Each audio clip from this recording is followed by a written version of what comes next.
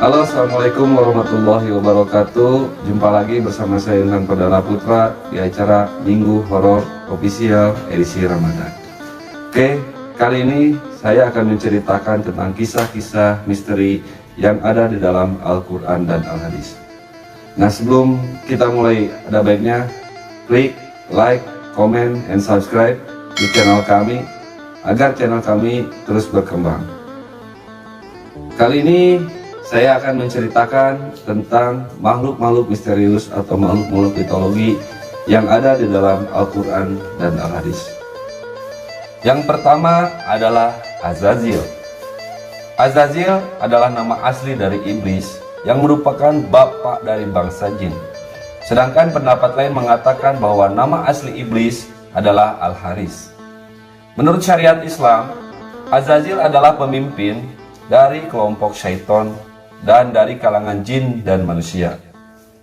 Sebelum dilaknat oleh Allah Subhanahu wa Ta'ala, Azazil memiliki wajah yang sangat rupawan dan sangat tampan. Memiliki 4 sayap, banyak ilmu terdapat dalam hal ibadah, serta menjadi kebanggaan para malaikat dan juga pemimpin para malaikat. Kemudian memiliki tempat di beberapa langit dan mendengarkan berita-berita rahasia Tuhan, serta masih banyak lagi. Dikutip dalam surat Al-Jin, dan sesungguhnya kami dahulu dapat menduduki beberapa tempat di langit itu untuk mendengarkan berita-beritanya. Akan tetapi sekarang barang siapa yang mencoba mendengarkan seperti itu, tentu akan menjumpai panah api yang mengintai untuk membakarnya. Setelah ia enggan untuk bersujud kepada Nabi Adam, Allah Subhanahu wa Ta'ala memanggilnya dengan iblis dan mengubah mukanya pada asalnya yang sangat indah cemerlang menjadi bentuk seperti babi hutan. Kemudian Allah mengubah kepalanya menjadi kepala unta, dadanya seperti daging yang menonjol di atas punggung. Wajah yang ada di antara dada dan kepala itu seperti wajah kera.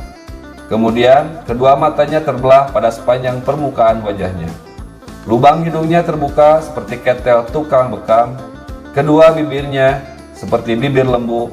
Taringnya keluar seperti taring babi hutan dan janggut terdapat sebanyak 7 helai. Azazil diberikan keistimewaan oleh Allah Subhanahu wa Ta'ala, yaitu diberikan umur yang sangat panjang. Azazil diberi umur hingga hari kiamat dengan janji untuk menyesatkan manusia sebanyak mungkin dan menemaninya di neraka jahanam kelak. Permintaan Azazil kepada Allah Subhanahu wa Ta'ala seperti ini: Ya Tuhanku, maka beri tanggunglah padaku sampai hari manusia dibangkitkan. Surat Al-Hijr ayat 36. Lalu Allah menjawab, sesungguhnya aku pasti akan memenuhi neraka jahanam dengan jenis kamu dan dengan orang-orang yang mengikuti kamu di antara mereka kesemuanya. Surat Asyad ayat 85. Yang kedua adalah burung anka. Anka adalah seekor burung besar misterius dalam mitologi Islam. Menurut manuskrip kuno berupa teks Arab kuno dari Timur Tengah, legenda burung kolosal ini dikisahkan sebagai burung yang memiliki tubuh yang sangat besar. Mereka sanggup membawa seekor gajah dengan cakarnya yang sangat tajam. Kemudian sumber-sumber kuno ini menjelaskan bahwa burung anka pernah dipercaya sebagai makhluk mulia yang diciptakan oleh Allah Subhanahu wa Ta'ala. Al-Kisai pernah menceritakan bahwa burung ini tinggal di sebuah gunung tinggi yang bernama Gunung Falaj. Apabila burung itu terbang, maka ia sanggup menutup matahari seperti awan. Bulunya memiliki warna yang sangat banyak, lehernya seperti leher unta, memiliki 4 sayap, 2 panjang serta 2 lagi ukurannya lebih pendek. Akhirnya, meskipun binatang ini mengambil peran yang menyenangkan, dan ketika ia mulai sembarangan menangkap mangsa, burung tersebut mulai beralih memangsa manusia, khususnya anak-anak. Ketika hal itu sering terjadi, penduduk Ras melaporkan hal ini kepada Nabi Hanzalah. Hanzalah pun memohon kepada Allah Subhanahu wa Ta'ala agar memusnahkan burung besar itu. Kemudian Allah pun mengabulkan permintaan salah satu orang nabinya. Akhirnya burung besar tersebut terbakar hingga musnah dan semua keturunannya pun musnah. Hal inilah yang menurut legenda Arab mengapa Anka akhirnya menjadi punah. Burung angka juga memiliki banyak ciri-ciri yang sama dengan burung phoenix yang mati terbakar. Bedanya adalah phoenix kemudian dikisahkan lahir kembali setelah kematiannya. Sejarawan modern telah juga mencatat banyak kesamaan antara angka dan phoenix serta apa yang dianggap sebagai burung paling terkenal yang pernah menguasai langit Arab. Binatang berbulu raksasa yang dikenal sebagai roc. Kemudian makhluk mitologi yang ketiga adalah buruk. Binatang ini dinamakan buruk dikarenakan kecepatan melesatnya seperti kilat. Ada pula yang mengatakan bahwa dinamakan buruk karena warna badannya yang bersih, putih, serta mengkilat. Dilihat dalam kamus bahasa, maka kita akan menemukan istilah buruk yang diartikan sebagai kendaraan yang digunakan Nabi Muhammad SAW ketika melaksanakan Isra dan Miraj. Kendaraan itu seekor hewan yang badannya panjang dan lebih kecil dari begal, serta lebih besar dari keledai, dan memiliki sayap di punggungnya. Menurut kisah dari Anas bin Malik, ia mengatakan bahwa Nabi mengatakan bahwa binatang itu berwarna putih dan panjang, lebih besar dari keledai tetapi lebih kecil dari kuda. Kakinya dapat melangkah sejauh mata memandang. Ada pula yang mengatakan binatang ini berbentuk seperti kambing kilat dengan warna putih. Dalam mitologi Yunani, buruk ini mirip seperti Pegasus. Dalam hadis diceritakan ketika buruk akan dinaiki oleh Rasulullah SAW, buruk ini sempat meronta-ronta. Kemudian malaikat Jibril meletakkan tangannya kepada buruk serta mengatakan, "Wahai buruk, apakah engkau tidak malu? Demi Allah, tidak ada yang menunggumu dari semua ciptaannya yang disayangi oleh Allah Subhanahu wa Ta'ala daripada dirinya." Kemudian seketika itu buruk menjadi sangat malu dan berkeringat hingga membasahi tubuhnya, yang kemudian buruk itu diam. Kemudian makhluk mitologi lainnya yaitu Yajuj dan Majuj. Yajuj dan Majuj adalah dua suku yang akan muncul pada akhir zaman. Mereka dikisahkan memiliki kekuatan sebagai perusak dan penghancur kehidupan di muka bumi. Dan mereka akan berperang melawan Nabi Isa alaihissalam beserta pasukannya di Bukit Tursina. Kemunculan suku ini merupakan salah satu tanda besar kiamat menurut keyakinan umat muslim. Kisah tentang kaum ini terdapat dalam ajaran agama Yahudi, yaitu ajaran agama Islam, dan kitab Kejadian umat Kristen. Yajuj dan Majuj juga muncul dalam banyak mitologi dan cerita rakyat di banyak negara. Di antaranya adalah legenda rakyat Britania Raya dan Irlandia. Walaupun mereka dari jenis manusia, namun mereka memiliki sifat khas yang berbeda dari manusia. Ciri utama mereka adalah perusak dan jumlah mereka yang sangatlah besar. Sehingga ketika mereka turun dari gunung, seakan-akan seperti air bah yang mengalir. Tidak pandai berbicara dan tidak fasih, bermata sipit, berhidung kecil, bermuka lebar, warna kulitnya seakan-akan warnanya seperti perisai dan sifat-sifat lain. Menurut para ulama, Yajuj dan Majuj memiliki arti mengering dan mengeras secara natural, dan ketika mereka datang dengan cepat serta tergesa-gesa membuat keadaan menjadi goncang. Kemudian tidak ada orang yang sanggup menghadapi mereka. Sifat mereka dikatakan sangat keras, kasar, biadab, sombong, gigih, serta berperang, merampok, membunuh, merusak, memperkosa korbannya, dan mereka tidak menyukai umat bangsa lain selain mereka sendiri. Kesombongan mereka digambarkan dalam sebuah hadis Nabi Muhammad SAW ketika mereka telah berhasil membunuh seluruh penduduk bumi, maka mereka melemparkan anak panah dan tombak ke atas awan. Kemudian mereka beranggapan bahwa mereka telah berhasil membunuh penduduk langit karena anak panah dan tombak mereka. Ibnu Katsir menerangkan bahwa mereka adalah dari keturunan Adam dan dari keturunan Nabi Nuh, dari keturunan Yafits, yakni nenek moyang bangsa Turki yang disolir oleh tembok atau benteng tinggi yang dibangun oleh Zulkarnain. Dalam surat Al-Kahfi diterangkan bahwa Raja Al-Zulkarnain adalah sebuah perjalanannya sampai suatu tempat di antara dua gunung. Dia menemukan suatu kaum yang tidak dikenal bangsanya. Kaum itu mengadukan kepadanya bahwa ada bahaya mengancam mereka, yaitu dari Majuj dan Majuj. Dan mereka meminta untuk membangun tembok yang dapat melindungi mereka dari kejahatan Yajuj dan Majuj. Kemudian Zulkarnain memenuhi permintaan mereka. Menurut Al-Quran, Yajuj dan Majuj diisolasi di antara dua gunung oleh pasukan Zulkarnain beserta kaum yang terpencil yang meminta bantuan kepadanya. Mereka meminta Zulkarnain untuk membuat dinding pembatas agar kedua suku tersebut tidak keluar dan membuat kekacauan kembali. Namun pada akhirnya mereka akan berhasil keluar dari dinding pembatas itu. Makhluk mitologi yang kelima adalah Dabat al-Ard. Dabat al-Ard adalah sebuah frasa yang berarti binatang buas. Kalau dalam kata lain, yaitu monster yang akan muncul dari perut bumi. Dalam Islam, binatang ini sebagai salah satu tanda sebelum datangnya hari penghakiman. Binatang melata ini akan keluar di kota Mekah dekat Gunung Syafa.